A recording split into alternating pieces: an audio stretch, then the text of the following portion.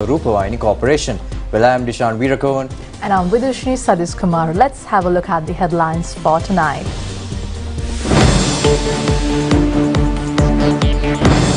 Official term of the local government bodies will expire at midnight today. Minor tremors in Kirinda and Gomarang Kadavala. Unit 3 of the Noracholi power plant breaks down. The President says Sri Lanka will be led to the path of success.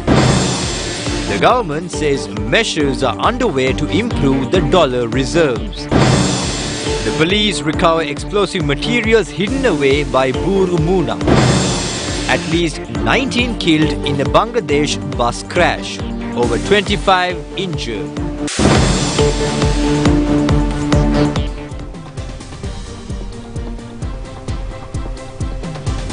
Well, on your local stories this evening, President Ranil Wickremesinghe says Sri Lanka will be led to the path of success similar to the Royal cricket team who triumphed despite repeated setbacks. He emphasized that the Royal College cricket team's effective captaincy ultimately led to the team's victory, and his effort is to lift the defeated country to the path of victory similar to the captain of the Royal College cricket team. President Ranil Wickremesinghe made these remarks while addressing the 32nd Interact District Conference held at Temple Trees this morning. The Interact District Conference was organized by St. Thomas's College, Wesley College, Vishaka Vidyalaya and Girls High School, Kandy, and it drew around 700 students from various schools across the island. President Wickremesinghe, addressing the event, stressed that his team was able to change that situation and create economic stability in the country in the last 7 months.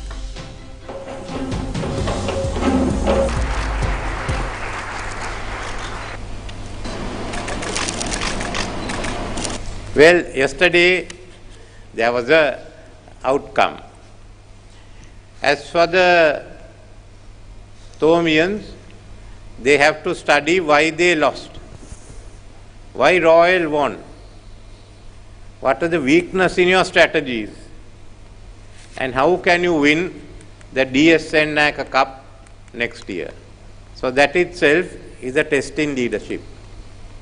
For the Royal College, and especially his captain, it's another test. Having lost many matches, first, how do you prevent a defeat? And secondly, how do you win?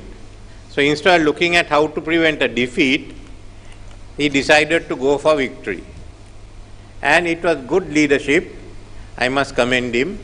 And he turned a situation in which Royal was losing all matches into a victory in the final encounter. Now I am also trying to do, my attempt is also to do what the captain of the Royal College cricket team has done. Last July, I was asked to take over the country. And at that time, as you know, there was a shortage of petrol, there was a shortage of fertilizer, there was a shortage of food, there was a shortage of everything. We had no money. We couldn't make our payments. The government had no money. Are we going to make it? Are we going to develop this country? Or are we going to let it slide? For that game, who's my team? My team is going to be all of you all. What we will lay down now is a 25-year plan. A 25-year plan. So by 2049, we'll be a prosperous nation. We'll be as well off as people in Malaysia or the people in some of the European countries, that we will have no debt, and more than that, each of you will be having at least earning a few $1,000s a month or maybe more. Now I say each of you because if you take the next 25 years, all of you, the oldest here will be 45. You are not even 50. Some will be less. So it is your future that we have to talk of. Unless I stabilize the economy, we can't develop as a country to become a prosperous society. Once we stabilize the economy, then we can go ahead to become a prosperous country. Well, the official term of the local government bodies will expire at midnight today. Even though the term was scheduled to conclude on March 20th last year, the term was extended by another year. 341 local government institutions are currently functioning across the country. The official term of 340 local government institutions will conclude today. The official term of the LPTA Pradesh Sabha, which was established later on, will remain effective. According to the local government administrative law, the members of the bodies should be elected before the official term expires. However, the official term of the local government bodies will expire this midnight since the local government elections were not conducted as scheduled. Accordingly, the power of 29 municipal councils will be vested with the municipal commissioners, and the power of 36 urban councils and 275 Pradesh Sabhas will be vested with the secretaries of the respective local government institutions. Well, the heads and the councillors of all local government institutions have been informed to hand over the state assets, including the official vehicles, back to the government following the conclusion of the official term.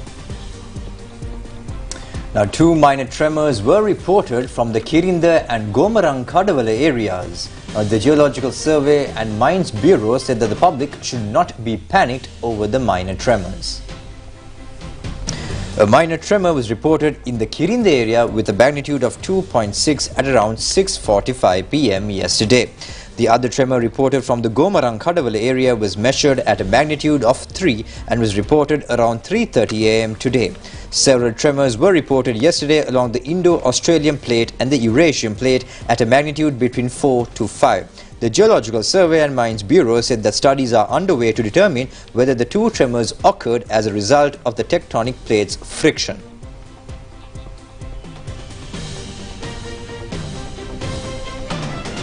Minister Kanchana Vijayasekara says that a breakdown has been reported in the Unit 3 generator of the Norachole power plant.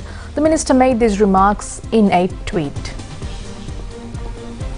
According to the tweet shared by the minister, the Unit 3 generator was due to undergo major overhaul maintenance in April. However, he said that CEB-owned diesel and fuel oil power plants will be used to ensure an uninterrupted power supply.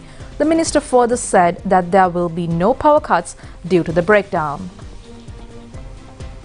Now, the Ministry of Agriculture has taken steps to distribute TSP fertilizer for 1.2 million farmers free of charge from tomorrow. Now, accordingly, farmers will receive the fertilizer after 3 crop seasons. The relevant fertilizer consignment has been imported from Egypt with the contribution of the United Nations Food and Agriculture Organization and USAID agencies. The consignment of 36,000 metric tons of TSP fertilizer was officially handed over to the Ministry of Agriculture this evening. The event was held with the participation of Minister Mahinda Amaravira. The relevant consignment will be distributed to farmers from tomorrow. The fertilizer will be issued through all agrarian services centers in the country. The US Ambassador Julie Chung was also present at this occasion. The Government of India has agreed to extend their support to revive the collapsed livestock development sector of Sri Lanka. Well, the relevant agreement was reached during a meeting between President Ranil Wickremesinghe and Indian High Commissioner Gopal Bagle. Minister Mahinda Amaravira has participated in the first global conference on International Year of Millet, which is currently taking place in New Delhi. The conference was held from March 16th until today. The minister directed his attention to the measures undertaken in India to develop the livestock sector through production of dairy in India. The manufacturing of dairy and dairy-based products in the country has declined by 19% in the past year, and the annual maize harvest has reduced to 90,000 metric tons in the year 2021. Well, therefore, the Minister of Agriculture said that 180,000 metric tons of maize had to be imported into the country by the end of last year. Accordingly, Minister Mahinda Amaravira said that the government of India has agreed to extend their fullest support in providing high milk producing cattle breeds as well as the latest technology to manage the country's livestock resources. Attention has also been drawn to maintain several livestock farms belonging to the Sri Lankan government under the India-Sri Lanka Corporation. Our State Minister Ranjit Siyambalapitiya says the IMF credit facility and the loan assistance from the World Bank and the Asian Development Bank will positively reflect on the country's economy. Now, speaking at a media briefing today, the State Minister said that the government is taking measures to improve the dollar reserves. State Minister Ranjit Siyambalapitiya said that the rupee appreciation occurs based on the supply and demand of the US dollar. He said that the foreign reserves are still at lower levels, and he added that according to the central bank, Sri Lanka has around $2.2 billion in foreign reserves. He said that majority of the reserves can only be utilized under various imposed conditions. Therefore, he said that the country is still at a weak position and efforts are being taken to improve the reserves. He further said that a minimum of $5 billion should be available as reserves. He pointed out that the government will not intervene to control the rupee fluctuations within a demand and supply market. Now, the police were able to recover C4 type explosive materials with the information revealed following the interrogations conducted on Ravindu Sankar de Silva alias Burumuna. The courts permitted the Western Province South Crimes Division yesterday to detain and interrogate suspect for 72 hours. Following the interrogations, it was revealed that the relevant explosives were hidden away in a place along the Vanahagoda Dasavalla Road, Hangwalla. Accordingly, following an investigation, the police were able to recover 662 grams of C4 type explosive materials from the area. As per the police spokesman, the suspect has been charged with more than 10 homicides. The suspect was taken into custody while attempting to flee the country from Katunayake International Airport using a forged passport. The suspect was produced before the courts following the arrest. Now, a training program on safe driving technologies for the drivers attached to the Sri Lanka Transport Board was commenced today at the Kalutara Air Force Station premises. The aim of the training program is to maintain the SLTB driver services as a more efficient and public-friendly service. The relevant training program was jointly organized by the Sri Lanka Transport Board and the Sri Lanka Transport Training and Development Division. It was held with the participation of Minister Bandula Gunawardena. The preliminary round of the program was held for 50 drivers belonging to the depots of the Sri Lanka Transport Board. Renowned motorsports racing driver Dilantha Malagamuwa conducted the training program on a volunteer basis. Now, the United National Party has reached a decision to obtain views and opinions of the public for the formulation of a new party constitution. A committee has been appointed by the Party Working Committee to formulate the draft of the party constitution. Accordingly, the relevant committee has decided to obtain views and opinions for the new constitution. President's Council Tilak Marapana will chair the committee, while President's Council Nishanka Nanayakkara has been appointed as the secretary of the committee. President's Council's Daya Palpola and Ronald Pereira and the other members of the committee. Accordingly, the UNP Working Committee district chairpersons, authorized representatives and organizations affiliated to the party have been informed to provide their views and opinions for the new party constitution. The relevant views and opinions should be directed to the legal division of the Sirikota UNP headquarters before March 31st. Now, protests were organized in several parts of the country yesterday opposing the electricity and water tariff hikes and the rising cost of living. A protest was held in Ambalangadu town yesterday. It was organized by the National People's Power.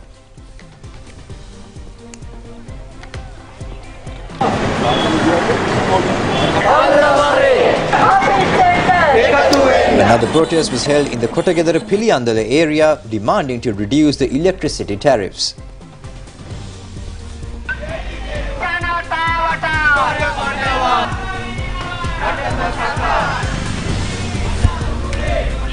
A protest was organized in the Galigamur town yesterday opposing the electricity tariff hike, the rising cost of living and the postponement of the local government elections. A program to release newly hatched turtles to the sea was held recently. The program rescued the turtle eggs laid at the shore during night time from the traffickers and drug users and protect them until the turtle hatchlings are released to the ocean. The relevant program was initiated by the police lifeguard unit in Mount Lavinia. Accordingly, a total of 172 turtle hatchlings were released to the ocean during the last 2 days.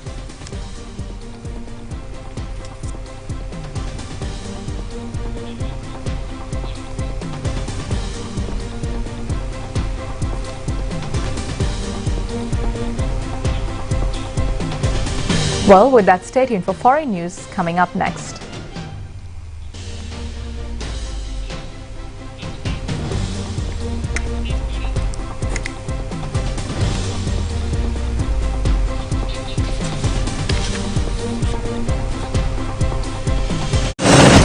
Attention all 16 to 30-year-old twins. Exciting news. Miss and Mr. Twin Sri Lanka 2023 is approaching. Don't miss your chance to compete for the crown. Closing dates for registrations 25th March 2023. First audition is on April 2nd at PMICH. Contact Sri Lanka Twins Organization via WhatsApp at 070-464-4640. Start preparing for your shot at becoming Miss or Mr. Twin Sri Lanka 2023.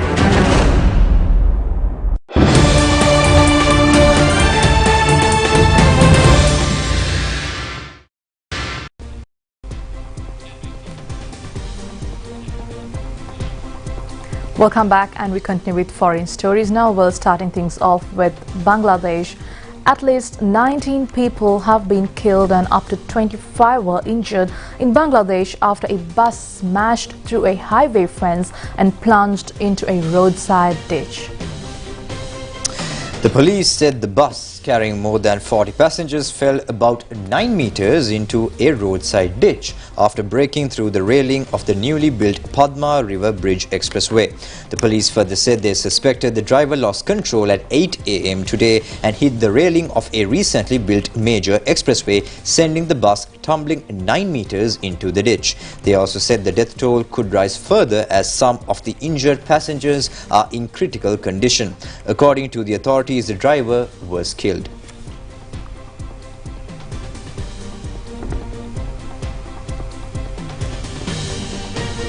A strong earthquake has shaken Ecuador and Peru, killing at least 14 people, damaging homes and buildings and sending panicked residents into the streets. The U.S. Geological Survey reported a magnitude 6.7 earthquake yesterday in Ecuador's coastal Guayas region. The tremor was centered about 80 kilometers south of the country's second biggest city, Guayaquil, which anchors a metro area of more than 3 million people. The tremor killed 13 people in Ecuador, while at least one person was reported dead in Peru. Authorities in Ecuador also reported that at least 126 people were injured, and the authorities said that the earthquake did not appear likely to generate a tsunami. They also said that all the ministries are activated and have sufficient economic resources to immediately repair earthquake damage. And in Peru, the earthquake was felt from its northern border with Ecuador to the central Pacific coast.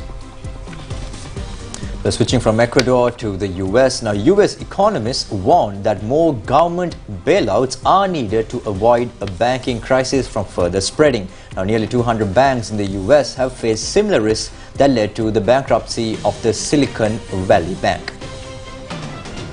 The US banking sector is under mounting pressure recently as the Silicon Valley Bank, once the 16th largest bank in the US, was shut down by the regulators last week after the lender reported massive losses from securities sales, triggering a run on the bank deposits. It was the second largest bank failure in US history and was quickly followed by the closure of cryptocurrency sector lender Signature Bank last Sunday. A report from the Wall Street Journal also warned that as many as 186 banks in the US have similar risks that brought down the Silicon Valley Bank. The report also attributes the vulnerability of the US banking system to the Federal Reserve System's aggressive interest rate hikes. The uncertainty in the US banking system may have already imposed negative impacts on the US economy, according to economists. They have pointed out that small banks accounted for 30% of all loans in the US economy and that these banks are more likely to be affected by the ongoing banking crisis. The Federal Reserve Board's decision to stop raising interest rates would likely mean an economic downturn, according to these economists. Well, from USA Bank, moving on to some stories from China. Breathtaking blooming blossoms are painting the landscapes across China into dazzling colors of the spring season, presenting a poetic, charming picture illustrating the rich beauty of the country.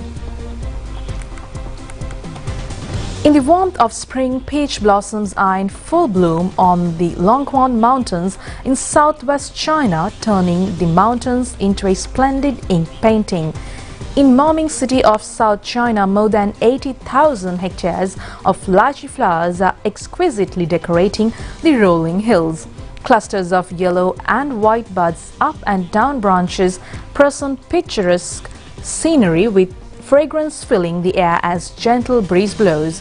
As spring arrives, large swaths of apricot trees are blooming in Xi'an with the white and pink petals embellishing the mountains, turning them into a sea of flowers. Xinzhua village in East China has been blanketed with different shades of white flowers as more than 20,000 apricot trees have burst into bloom, with the beauty highlighted against the green pines and bamboos.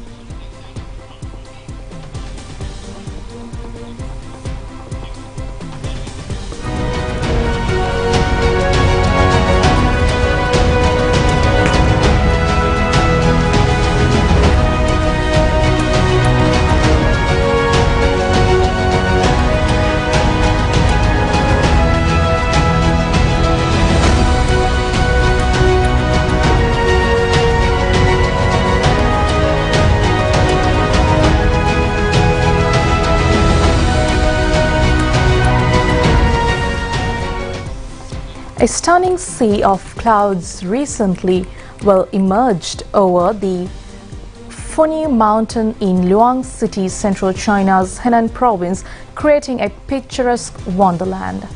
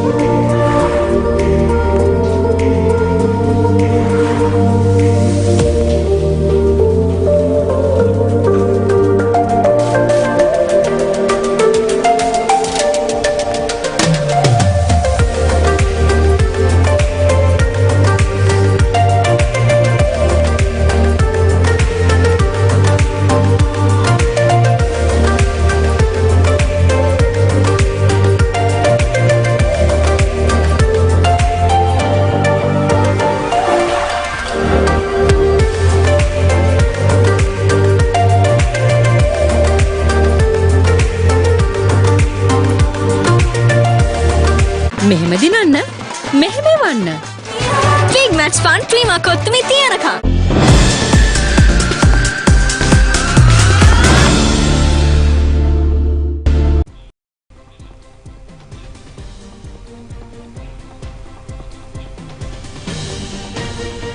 Welcome back. Now taking a look at your sports stories for tonight. Now today is the third day of the second test between Sri Lanka and New Zealand. Now Sri Lanka, playing their second innings, was 113 runs for the loss of 2 wickets at the end of day's play. Match is currently underway in Wellington. At the beginning of the day, Sri Lanka was 26 runs for the loss of 2 wickets. Captain Dimuth Karunaratne scored the second half century of the match today. He was out for 51 runs. At the end of the day's play, Kusal Mendes was not out 50 runs, while Angelo Matthews scored 1 run.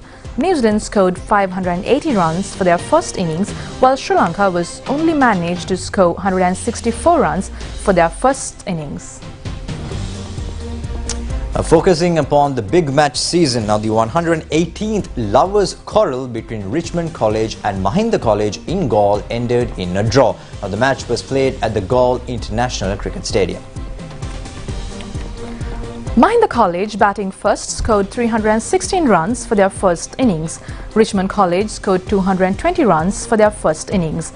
Mahinda College declared their second innings at 170 runs for the loss of 8 wickets, and at the end of the match, Richmond College was at 71 runs for the loss of 2 wickets. Dinura Kalupahana from Mahinda College was named the man of the match. The Cartman Trophy cricketing encounter between Wesley College Colombo and St Benedict's College Cottahena was ended in a draw. The match was played at Pisara Oval Stadium. Batting first, St Benedict's College scored 298 runs for the loss of 7 wickets for their second innings.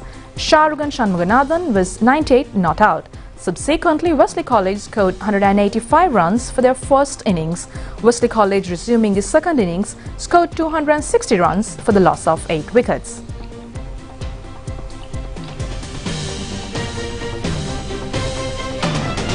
Asian Lions qualified for the finals of the Legends League cricket tournament after defeating India Maharajas.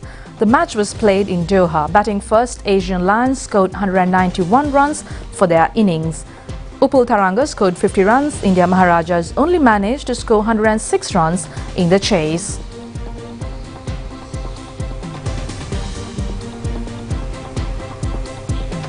Lahore Qalandars won the Pakistan Super League trophy in the finals against Multan Sultans in a tightly contested match. The match was played in Lahore. Batting first, Lahore Qalandars scored 200 runs for their innings. In response, Multan Sultans only managed to score 191 runs. West Indies managed to win the second one-day international match against South Africa by 48 runs. Batting first, West Indies scored 335 runs for their innings. South Africa only managed to score 287 runs in response. මෙහෙම දිනන්න මෙහෙම වන්න Big Match Fun ක්‍රීමා කොත්තුමේ තියනකම්. Well, that's a wrap of tonight's Primetime News Bulletin here at the Sri Lanka Rupavahini Corporation. And until we